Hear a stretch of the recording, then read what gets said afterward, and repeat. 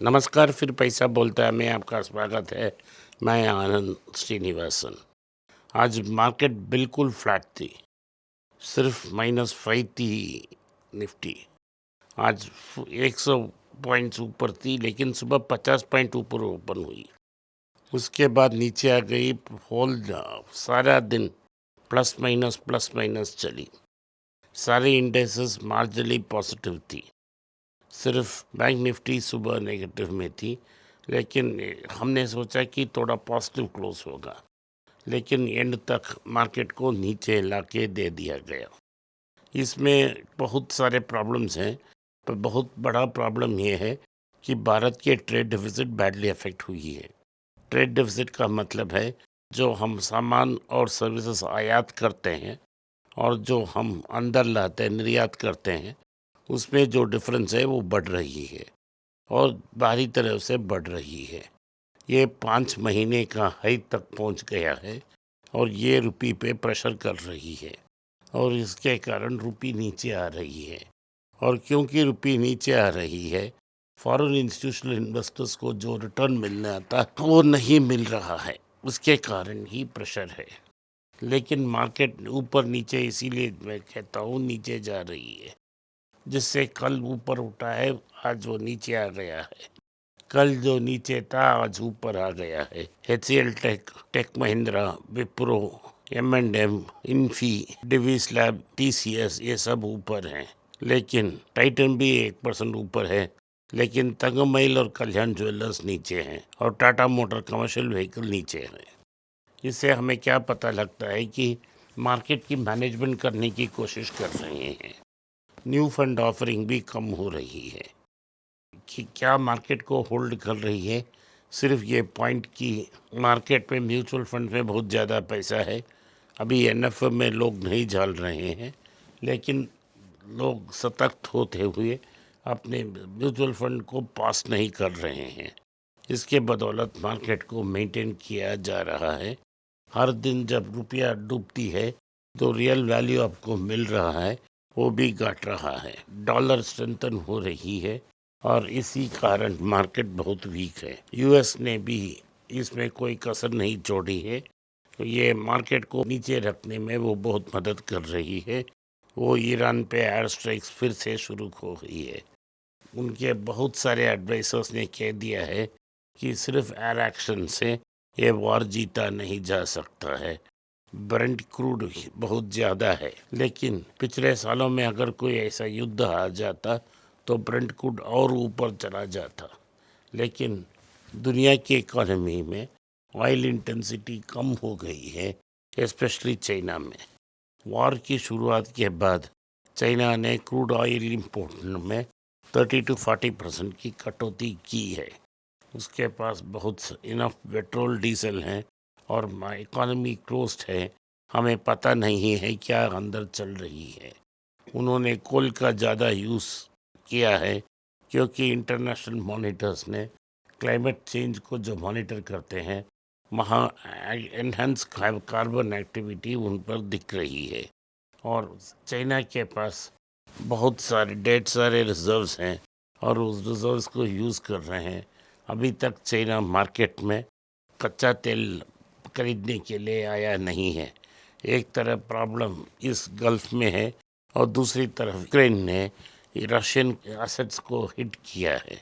इन सब में से हमें रिजल्ट आना चाहिए था कि क्रूड ऊपर जा रही है, लेकिन क्रूड ऊपर नहीं जा रहा है।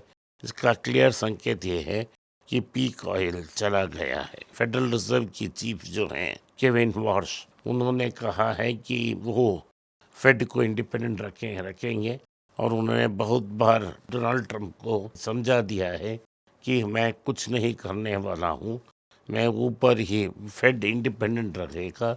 और सिर्फ क्योंकि उनकी टेंटर ट्रम्प्स के वजह से इंटरेस्ट रेट नीचे नहीं आएगा, ये बहुत क्लियरली केविन वॉर्श ने कहा है कि उन्होंने डोनाल्ड ट्रंप को समझाया है।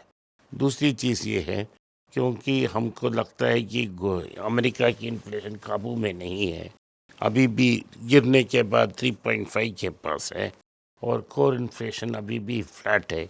कि फेड कभी भी इंटरेस्ट रेट को इंक्रीज कर सकती है। केविन वॉश ने भी कहा है कि अमेरिका के सेंट्रल बैंक पे नो टॉलरेंस टू डेट। इसका मतलब है जो फेड का रेट है वो 2% टारगेट रेट है, उससे बहुत ज़्यादा चल रही है। तो शायद फेड एक बार इंटरेस्ट रेट इंक्रीज करें, यही सोच सब जगह है। इसके बावजूद कि भी कि अब इन्फ्लेशन ने गिरी है, फिर से कच्चा तेल ऊपर उठने से प्राइस के और ऊपर जाएगी गैस की, और प्राइस राइज स्प्रेड हो सकती है। इसके कारण फेडरल रिजर्व को सतर्क रखना चाहिए कि कभी भी वो इंटरेस्ट रेट को इंक्रीज किया कर सकते हैं। तो इंडिया की गोल्ड इंपोर्ट की जो बिल है वो 47% हो गए हैं। एक आदमी है जो हर महीने हफ्ते बाद कहते हैं, उनकी मन की बात में उन्होंने कहा था कि भारत की एक्सपोर्ट में कमी आई है। गोल्ड रेट को उन्होंने 1000 रुपया 1 ग्राम को आर्टिफिशियली बढ़ाया, ड्यूटी को इंक्रीज करते हुए। उसके बावजूद अभी तक कोई चेंज नहीं है। गोल्ड इंपोर्ट्स में बिल 47% इम्प्रूव हो रही है। जब तक आप इंटरेस्ट रेट को बहुत कम रखेंगे, लोग आप पर विश्वास नहीं करेंगे और गोल्ड खरीदते रहेंगे। IBM की शेयर्स ने रिकवरी आ गई है और उसने जिंदा हो गया है और लॉस को कंटेन किया है।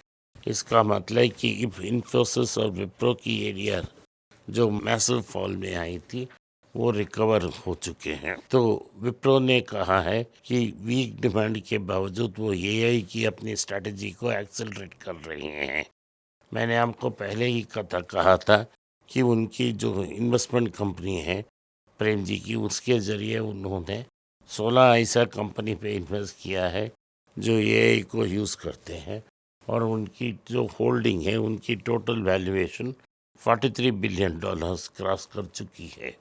तो विप्रो AI के लिए तैयार हो रही है। डॉक्टर रेड्डी का कहना है कि वो बायोसिमिलर्स, एक class of drugs, oncology and CMDO माने contract manufacture for drug research पे कंसंट्रेट करेगी और कंज्यूमर हेल्थ केयर पे भी कंसंट्रेट करेगी। इससे उनकी टर्नओवर और प्रॉफिट्स बढ़ सकती हैं। हीरो मोटर कॉर्प ने कहा है एथर में उनकी स्टेक को बढ़ा दी है। फाउंडर्स ने भी पैसा डाला है, इसलिए डाला है क्या कि उनके नए मॉडल्स डेवलप हो सकते हैं। मैंने आपको कहा था कि जब चाहे वो फिर इस कंपनी को खा सकते हैं। अभी वो एसोसिएटेड कंपनी की दर्जा मिल चुकी है एथर को। अगर एथर को उन्होंने खा ली और विडा की टर्नओवर को इंक्लूड किया तो ये number 2 position in electric bikes तक जा सकते हैं। पहले बार ने स्पेसएक्स की IPO प्राइस के नीचे चल चुकी है और AI की रैली ने स्टीम लूज कर चुकी है। बहुत सारे trillions of dollars value lose कर चुकी है स्पेसएक्स। चाइना की Q2 GDP ऑफिशियली जो फिगर आई है वो बहुत स्लो हो चुकी है और 4.3 तक आई है। ये 2022 के बाद एक क्वार्टर में कमी होने का सबसे बड़ा फॉल दिख रहा है। इंडिया की जून की एक्सपोर्ट्स 15% ग्रो हुई थी, उसके ऊपर इंपोर्ट्स भी ग्रो हुई है। ट्रेड डिफिसिट 5 मंथ हाई तक हो गई है और फॉरेन जो कैपिटल है वो बेच रहे हैं, और इसके कारण RBI के अनुसार जून में कैपिटल डिफिसिट भी आया है। इस सब न्यूज़ को डाइजेस्ट करते हुए हमारे जो रुपया है वो नेगेटिव चला गया है, 96.35 तक पहुंच गया है। इसीलिए मैं कहता हूँ 100 सुनिश्चित है, 125 लक्ष्य है। अभी भी RBI के पास $100 बिलियन की शॉर्ट पोजीशन है, इसको अनवाइंड करना है। जब भी अनवाइंड होगा रुपया का दाम और नीचे होगा और डॉलर स्ट्रेंथन होगा, क्योंकि हमने डॉलर को शॉर्ट की है। टाटा मोटर कमर्शियल व्हीकल और पैसेंजर व्हीकल ने गवर्नमेंट की नई कैफ एनवायरनमेंट पर क्वेश्चंस पूछी हैं, स्पेशली जो कंपनियां एमिशन को कंट्रोल नहीं पा रहे हैं, उन्हें कार्बन ट्रेडिंग की एक्सेस देना पर उनको मंजूर नहीं है। अमर राजा अपना 500 करोड़ इन्वेस्टमेंट किए गए लिथियम आयन सेल फैक्ट्री को तेलंगाना में इनाग्रेट की है। गवर्नमेंट ने ग्लोबल बिड्स इन्वाइट किया है। 10 गीगावाट एसीसी बैटरी कैपेसिटी में अभी भी प्रोडक्टिविटी लिंक्ड इंसेंटिव बाकी है। आज के लिए इतना ही। आपने इस पॉडकास्ट को सुना, इसके लिए मैं आपका आभारी हूँ। हो सके तो वीडियो को लाइक कीजिए, चैनल को सब्सक्राइब कीजिए और बेल नोटिफिकेशन दबाएं। इस वीडियो को अपने दोस्त और रिश्तेदार के पास भेजें और उन्हें देखने की आग्रह करें। नमस्कार, धन्यवाद, जय हिंद। अगर आप मुझसे संपर्क करना चाहते हैं, नीचे दिए गए ईमेल में मेल भेजें। मेरी टीम आपके साथ संपर्क करेगी और मदद भी करेगी।